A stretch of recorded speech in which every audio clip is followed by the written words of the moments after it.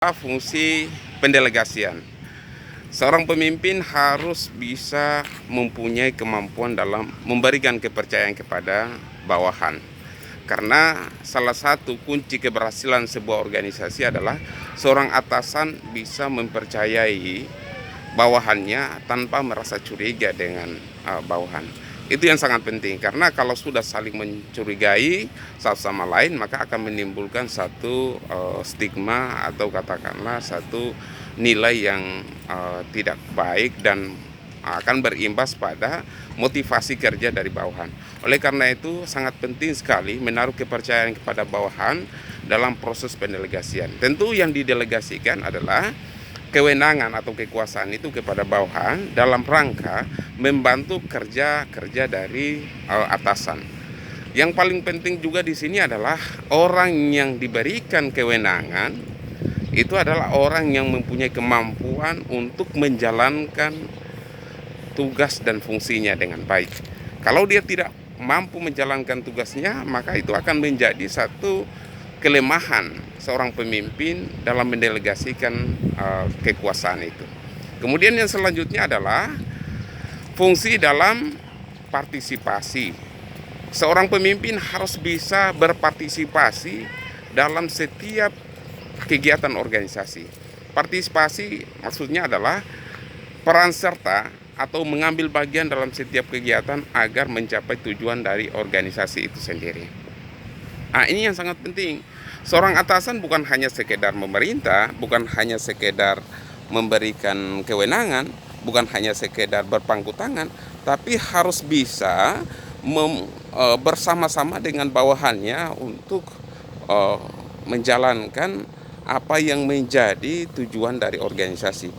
Karena ibaratnya begini ya, ibaratnya sebongkah batu yang beratnya 50 kg, kalau diangkat sendiri maka itu akan sangat berat pastinya. Tetapi kalau diangkat bersama-sama, semakin banyak yang mengangkat, maka semakin meringankan beban dari yang memikul itu pastinya. Atau bisa mempercepat proses pencapaian tujuan dari organisasi. Itulah yang sangat penting, bahwa seorang atasan juga pada saat berpartisipasi dalam organisasi, disitulah timbul motivasi dari bawahan. Bagaimana mereka menjalankan tugasnya dengan baik pada saat seorang atasan itu menjalankan tugasnya bersama-sama, merangkul bawahannya untuk terjun ke lapangan atau menjalankan apa yang menjadi amanah dari organisasi. Kemudian yang selanjutnya adalah fungsi dalam pengendalian. Seorang pemimpin harus punya kekuasaan, harus punya kekuatan power. Itu dalam mengendalikan organisasi. Kalau seorang pemimpin tidak punya kekuatan, maka yang terjadi adalah konflik dalam organisasi yang tidak terkendali. Kita harus pahami bahwa dalam organisasi itu sebenarnya konflik hal yang biasa terjadi. Dan tidak bisa kita pungkiri bahwa dalam organisasi ada konflik. Baik itu konflik antara sesama bawahan atau atasan dan bawahan, atau konflik yang sifatnya mungkin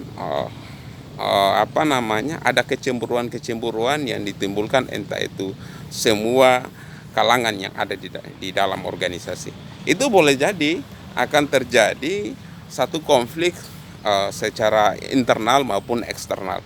Tapi yang paling penting di sini adalah bagaimana seorang pemimpin mengendalikan sebuah konflik itu agar tercipta suasana baru yang diinginkan, yang diharapkan oleh orang-orang yang berkonflik dalam organisasi. Itu sangat penting sekali, karena seorang atasan kalau tidak punya kekuatan untuk mengendalikan organisasi, maka yang terjadi adalah kehancuran organisasi.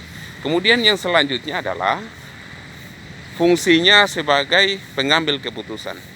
Fungsi pemimpin sebagai pengambil keputusan itu sangat jelas sekali, bahwa pemimpin itu adalah top leader. Pemimpin itu adalah orang yang paling menentukan baik buruknya keputusan dalam sebuah organisasi. Memang kita libatkan bawahan, kita libatkan orang-orang di luar organisasi kita, misalnya para customer, masyarakat yang di luar dari organisasi, untuk memberikan masukan, untuk memberikan kritikan, tapi ujung-ujungnya itu akan dikembalikan pada pengambilan keputusan yang dilakukan oleh seorang atasan. Kalau seorang atasan tidak punya kemampuan dalam mengambil keputusan dengan baik, dengan bijak, maka yang terjadi adalah keputusan yang salah. Keputusan yang salah akan dijalankan dengan cara yang salah dan akan mencapai tujuan yang salah pula. Kemudian yang selanjutnya adalah fungsi dalam meramalkan gitu. Tadi ada fungsi dalam perencanaan. Ini yang kita lihat adalah fungsi dalam meramalkan atau fungsi dalam memandang kejadian yang akan datang atau punya visi ke depannya. Ini yang sangat penting sekali.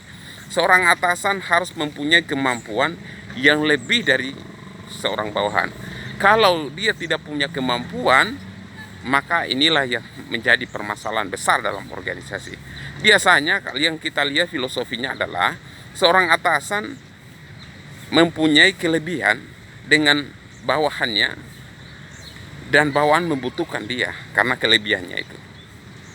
Atau kalau kita lihat dalam pemimpin dalam spiritualitas, orang yang memimpin dalam organisasi spiritual itu adalah orang yang mempunyai kemampuan spiritual yang di atas rata-rata pada umumnya. Itulah yang terjadi gitu. Kemudian yang selanjutnya adalah bagaimana fungsi pemimpin itu dijalankan dengan baik. Karena semua fungsi itu akan berjalan dengan baik apabila seorang pemimpin memahami dan menghayati bahkan mengimplementasikan apa yang menjadi kemampuan atau pemahaman selama ini.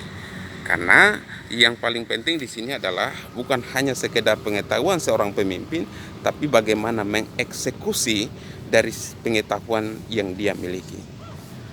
Yang selanjutnya adalah fungsi bagaimana pemimpin mengkonsultasikan atau fungsi konsultatif biasanya ya. Seorang pemimpin tidak semua kegiatan dalam organisasi dipahami oleh dia, tidak semuanya. Ada hal-hal teknis yang harus memang pemimpin itu berkonsultasi dengan bawahannya terkait dengan masalah organisasi pastinya. Misalnya masalah komputer misalnya, atau masalah IT misalnya. Itu atasan belum tentu paham tentang IT. Atau dalam kegiatan perencanaan, ada orang yang dibawa misalnya staf khusus yang menyusun tentang perencanaan yang baik, itu dia harus konsultasi bagaimana membuat perencanaan, bagaimana mengambil keputusan yang bijak, yang baik, yang holistik, komprehensif dan lain sebagainya. Itu harus punya kemampuan fungsi dalam konsultatif. Tidak boleh seorang pemimpin itu sok tahu ya. Tidak boleh seorang pemimpin itu hanya dialah yang memahami semuanya. Oleh karena itu kita butuhkan bawahan-bawahan yang memang orang-orang profesional di bidangnya. Disitulah tempat seorang pemimpin untuk berkonsultasi dan memahami lebih jauh tentang tugas-tugas dari mereka, serta mengetahui lebih detail apa yang mereka kerjakan. Itu saja yang bisa saya berikan. Semoga bermanfaat bagi kita semuanya. Dan salam kesehatan, semoga semuanya diberi kesehatan oleh Allah Subhanahu wa taala. Billahi taufiq wal hidayah. Assalamualaikum warahmatullahi wabarakatuh.